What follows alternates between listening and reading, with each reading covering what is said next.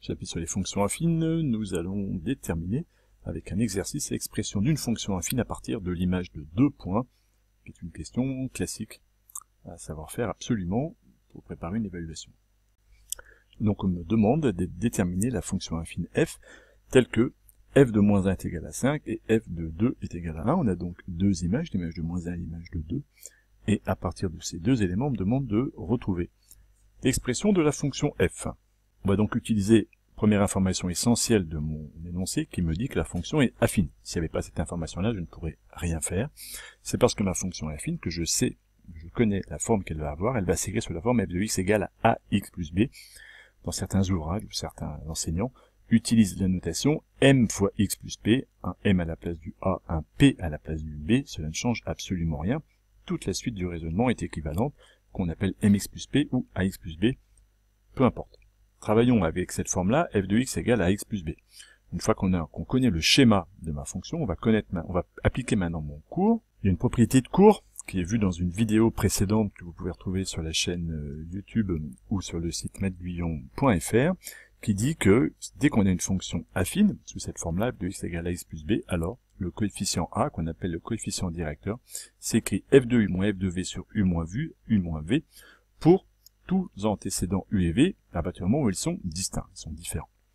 Et donc c'est exactement ce qu'on va faire ici, on va appliquer cette formule-là à ma situation présente de mon énoncé. Dans mon énoncé, on m'a donné l'image de moins 1 et l'image de 2, et bien donc moins 1 va jouer le rôle de u, et 2 va jouer le rôle de mon deuxième antécédent v. Donc je détermine mes deux antécédents u et v en fonction de mon énoncé, moins 1 et 2. Et je peux donc maintenant appliquer bêtement la formule qui était donnée tout à l'heure. Le coefficient directeur a va être égal à f de moins 1 moins f de 2 sur moins 1 moins 2.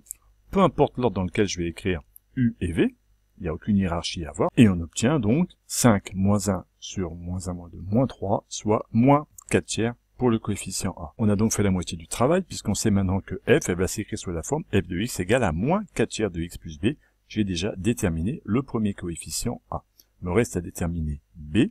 Pour déterminer b, je vais utiliser une donnée de mon énoncé. On sait dans mon énoncé que f de moins 1 est égal à 5. J'aurais pu utiliser la deuxième information qui me disait que f de 2 était égal à 1, ça ne change rien.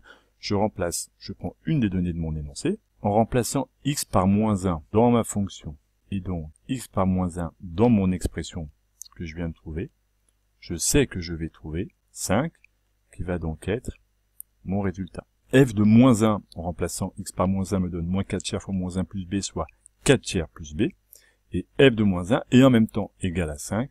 On obtient donc la petite équation à résoudre. Le nombre b vérifie, f de moins 1 est égal à 4 tiers plus b, qui est donc égal à 5.